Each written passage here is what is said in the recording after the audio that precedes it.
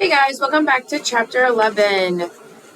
Today we're going to dive a little bit deeper into solutions. We're going to talk about how solutions occur, and then we're going to talk about some of the thermodynamics associated with that. So first, let's take a look at two different types of solutions, right? So the two examples we're going to look at is putting sugar into water and putting salt into water. I think we can both agree that sugar is soluble in water and salt is soluble in water. So I put either one of those substances in, we know it's going to dissolve in the water. Sugar is a little bit different than salt in that sugar is a covalently bound molecule. So sugar is a collection of carbon atoms, hydrogen atoms, oxygen atoms. Those are all non-polar atoms, and so they come together in covalent bonding. They are non-metals. That's what I meant to say. Those are all non-metal atoms, and non-metal bound to non-metal means that they're covalently bound together. So when I put sugar into water, it does something what we call, it does not dissociate. So what that means is it does not break apart into smaller pieces. So when we put a covalently bound molecule into water and it dissolves, it'll stay together as one big molecule. It doesn't break off like a couple hydrogens here, a couple carbons there. It stays together as just one big, huge molecule. Now, how does it dissolve? It dissolves through intermolecular forces.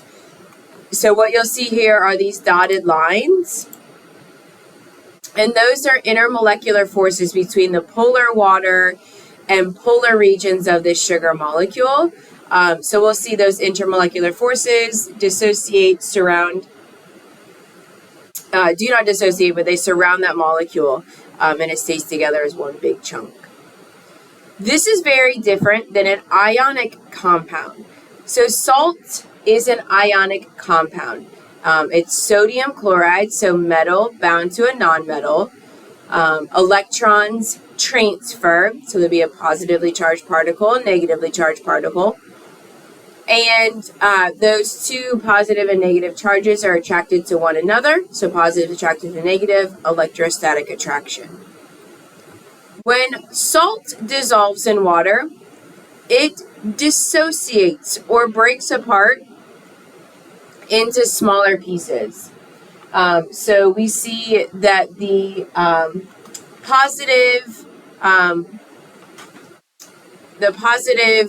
chlorine, or excuse me, the positive sodium here is surrounded by the water. We see our negative chlorine here is surrounded by the water. And as this starts to dissolve, we see those water molecules are kind of reaching in here, breaking apart that sodium chloride, and solvating them or surrounding them. Okay. So the big difference here is covalent compounds do not dissociate or break apart. Ionic compounds do dissociate or break apart into their ions as they're dissolving. As a solution forms for these ionic compounds, the solvent is going to pull those particles apart, surround them, or solvate them. So here we see those two kind of pieces at play that we talked about in our first video. So the first one is the entropy. So I said entropy is disorder or randomness. So the breaking apart of that sodium chloride particle is that entropy. It's going to disperse or break apart or get messier or more random. That's something that kind of spontaneously happens. And then the solvation process, we talked about this in our ion dipole videos. That solvation process is the polar water molecules being attracted to those ions. So the polar regions of the water molecule attracted to the positive or negative part of the ion. So that's intermolecular forces at play. Okay. So between these two forces that are at play, we see that ionic compounds will dissolve in water by breaking apart or dissociating. So let's talk about the thermodynamics of this process. We're going to think of the solution formation as a stepwise process. Now, does it actually happen in these 3 steps? Step 1, step 2, step 3? No, right? Reality is a little bit messier. But if we think about this in a stepwise process, we can talk about the thermodynamics of each step. We can break it down and get a better understanding. So sometimes we oversimplify just to ease the understanding of a concept. So let's oversimplify and talk about the steps. Step 1. Step 1, there's going to be these solute intermolecular forces that have to be overcome. So remember, our solute is going to be whatever is in the lesser amount, okay? And the solute is going to be interacting with itself. So if we use the example of sodium chloride as kind of our poster child here, we know there's going to be some interactions with positively charged sodium is going to be attracted to negatively charged chlorine, and this is going to happen over and over again, right?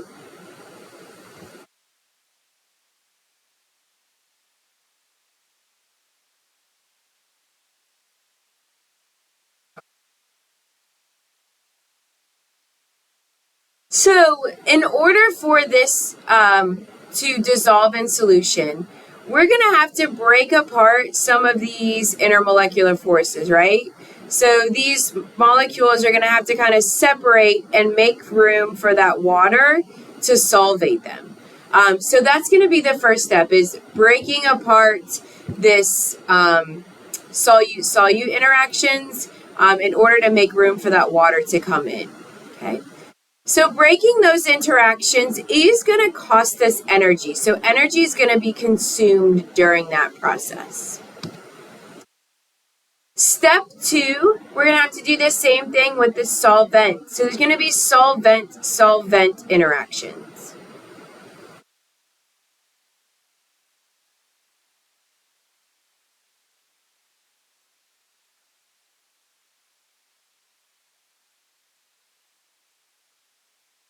Right? So if water is our solvent in this case, there's of course going to be some intermolecular forces happening all between these water molecules.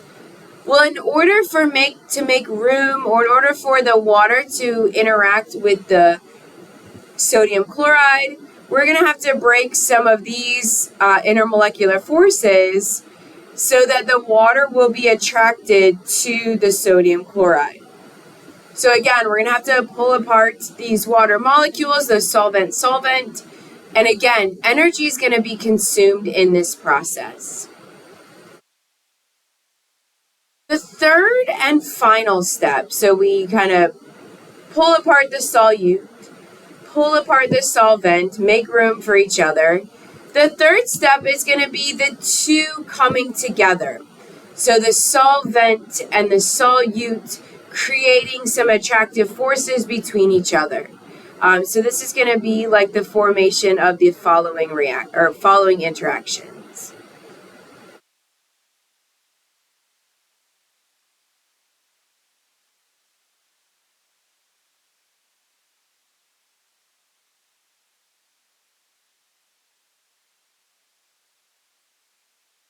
So step 3 in this scenario would be these intermolecular forces or intermolecular attractions between the partial negative on the oxygen, the positive on the sodium.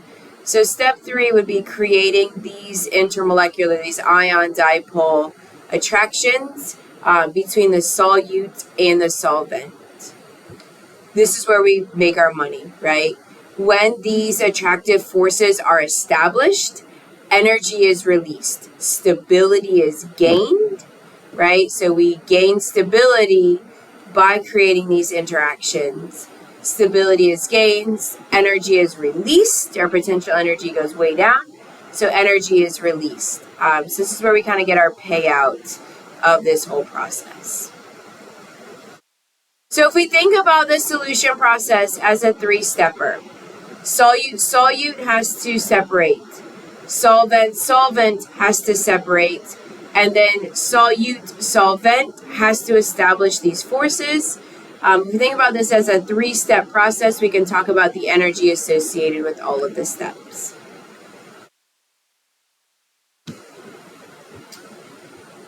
All right, so if this is just a graphic kind of depicting the same thing that I talked about on the previous slide. So just a visual image of this, like solute has to separate. Solvent has to separate.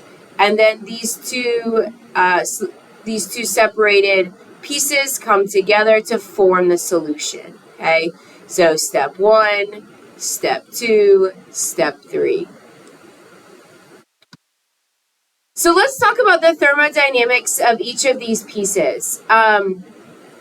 So step 1 is that solute kind of separating or making space. As I said, energy is going to have to be consumed during this process. We're going to have to put forth some sort of energy or some sort of work to break those particles apart, okay? So if we think about this from a thermodynamics standpoint, and here, the energy associated with that process is going to be an endothermic process, right? So endothermic meaning energy is added or entering into the system. So the change in enthalpy for an endothermic process is going to be a positive value, or it's going to be greater than 0. So we are going to have to put forth some energy in order for this to happen. Where is that energy going? Well, it's going to kind of negating lattice energy. So if energy is the energy released as a solid forms, we are going to have to put that much energy in to break apart that lattice energy, to break apart those pieces. Step 2 was separating those solvent particles. So this was breaking those intermolecular forces. This is also something that we're going to have to expend some energy. So we'll see that this is also an endothermic process. So there's going to be a positive enthalpy value associated with this step. Energy is going to have to enter into the system in order to break those intermolecular forces. Step 3 was the mixing. So step 3 is when we put these two particles together and those attractive forces form, those intermolecular forces form. This will always be an exothermic process. So exothermic, energy is exiting the system or energy is being released.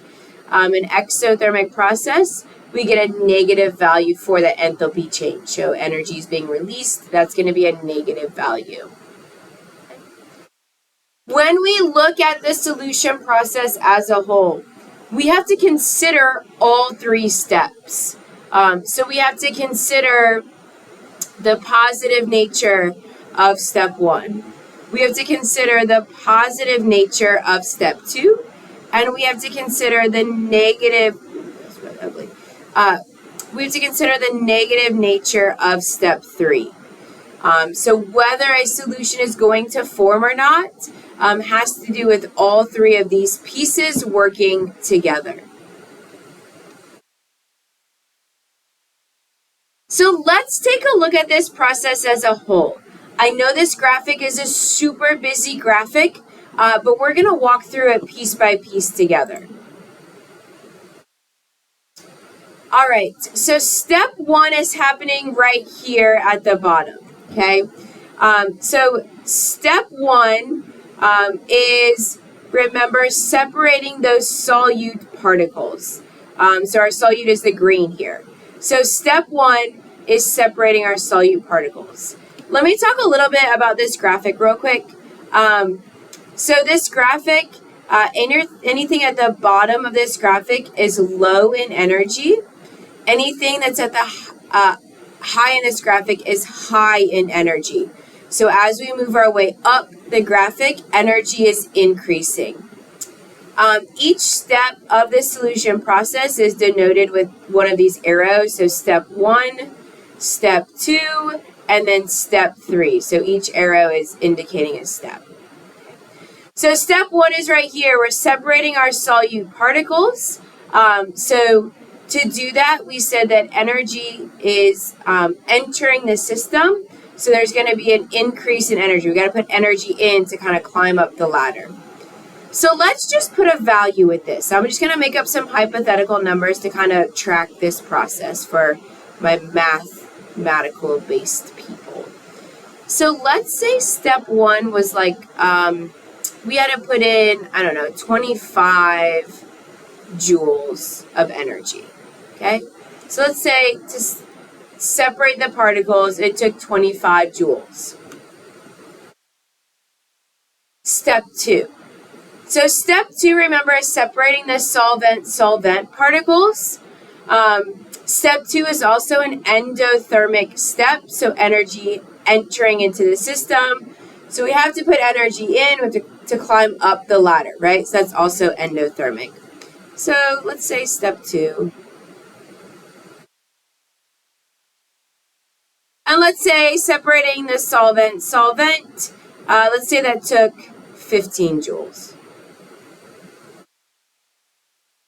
So we had to put 15 joules of work into separating the solvent. Okay? All right, step 3. So step 3 is when I mix these two particles together. Intermolecular forces form. So as intermolecular attractions begin, that's going to gain stability. There's going to be a release of energy. So that is going to be an exothermic process. And we see that energy is released as we slide down this graphic. And this one is a tremendously exothermic process. So let's say step 3.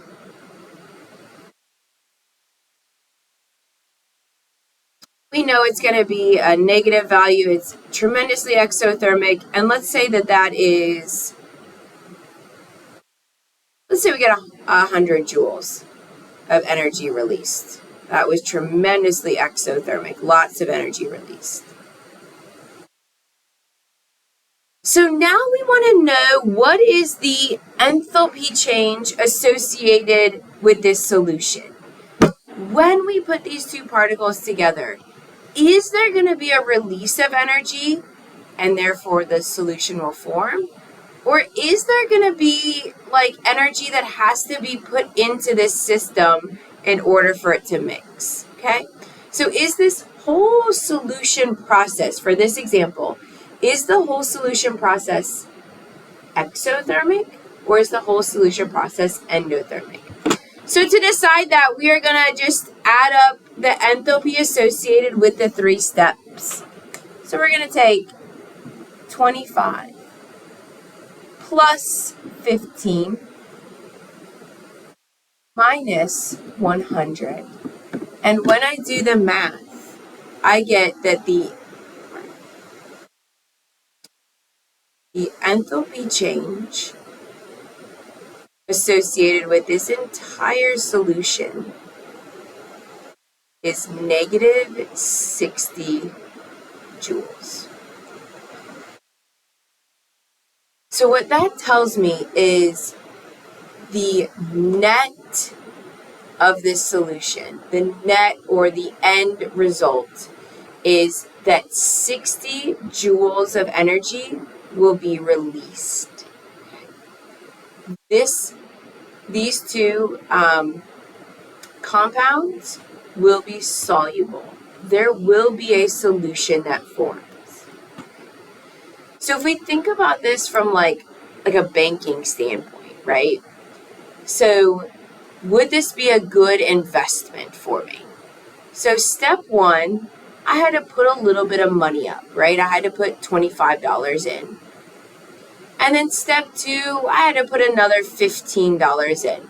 So this was kind of my initial investment. I had to put money into this investment. But the payout, right?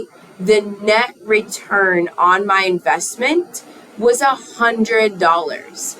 So I put up 25, I put up another 15, and then I got this huge payout of $100. So net, I gained $60 in this whole process. Is that an investment that I'm willing to make again? Absolutely it is. I will put forth a little bit of money to get $60 return or a $60 net gain.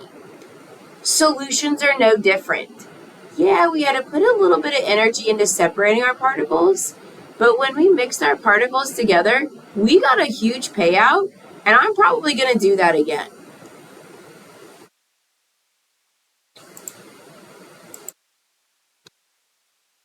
So the total energy cost for breaking the attraction between the two pure substances was less than the energy released in making the new attractions, and that would be an exothermic process. So the cost of breaking them apart is less than the payout of creating the new attractions.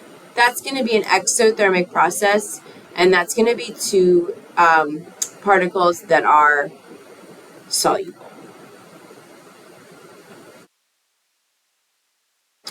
All right, so now let's take a look at a different example here. Same type of graphic, two different particles. So our solvent is still the green. Now our solute is orange. So different solute here. We want to see if this one's going to dissolve. Same thing, anything at the bottom is low in energy, anything at the top is high in energy. Okay. Step 1. Step 1 is separating the solute particles. Still going to be an endothermic process, right? Still going to require energy. So let's just put some numbers on this graphic as well for mathematically inclined folks. So let's say, I'm going to write this a little bit different this time.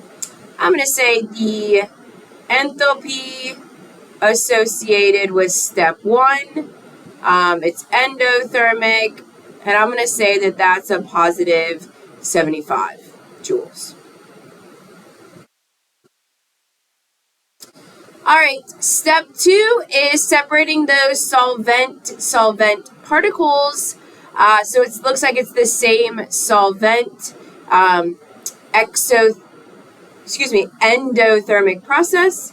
So let's say the enthalpy associated with step 2, since it's the same solvent, is still a positive 15 joules.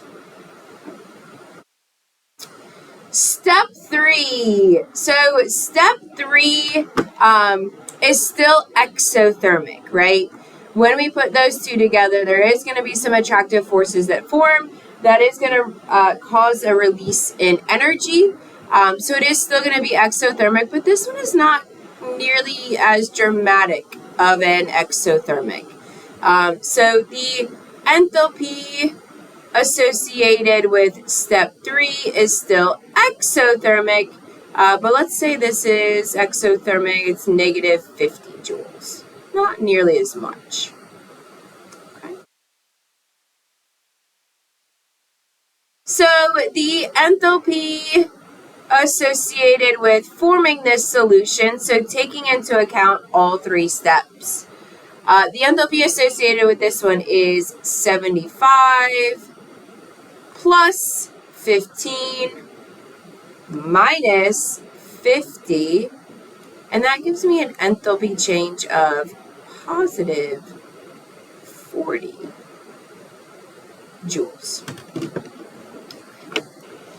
So what do we notice about this one? Well, what we notice is this is an endothermic process. At the end of the day, energy is required for this process to take place. We need an additional 40 joules in order for this solution to actually form. So what we see here is a net endothermic process. So if we think about this from that investment standpoint, so that money standpoint again, so my initial investment was a $75 investment, right? I had to put $75 up. Then the investment required an additional $15, so I add another $15 to my investment. I get a payout, right? So there is a return on my investment, but my return was only $50. So at the end of the day, I have actually put out or lost $40. Is that an investment that I'm willing to make again? Nope. I am not going to shovel out 85, 90. I'm not going to shovel out $90 to only get $50 returned to me. That is not something I'm willing to do again. So if we would look at this solution, if it is net endothermic, it is not going to expend that extra energy to form. So this would likely be an insoluble solution or insoluble compound. So if the total energy cost for breaking attractions is greater than the energy released, that would be an endothermic process, and this would not form. We would not see a solution form. They would stay separated, much like oil and water. So they would stay separated from one another, and there would be no solution that forms. Okay. So that is the kind of breakdown of how these solutions form. That's the endothermics associated with that solution formation or not formation. So that's just kind of breaking down and giving you a better picture. I hope you guys found this helpful.